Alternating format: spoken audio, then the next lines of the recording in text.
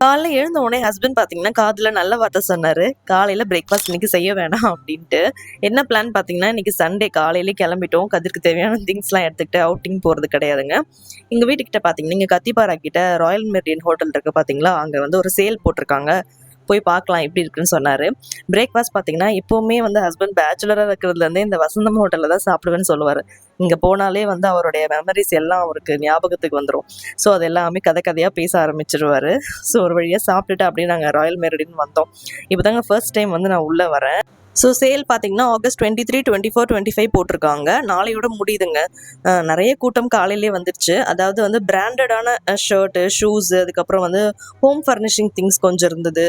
நமக்கு பார்த்தீங்கன்னா, kurta sets, night suits, skirt, நமக்கு ஷர்ட்ஸு, ஹேண்ட்பேக் இந்த மாரி நெறைய கலெக்ஷன்ஸ் வந்து நல்லா பிராண்டடான ப்ராடக்ட்ஸ் இருக்குங்க.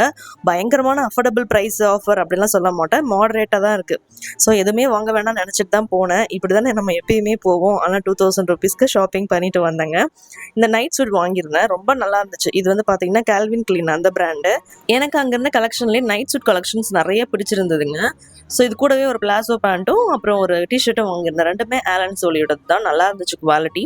ஸோ நீங்களுமே இந்த மாரி வாங்கணுன்ற பிளான் இருந்துச்சுன்னா, நாளையோட முடியுது. இது ப்ரொமோஷன்லாம் கிடையாதுங்க. நான் பர்சனலா வாங்குனேன். ஸோ அதனால உங்களுக்கு ஷேர் பண்றேன். Thank you.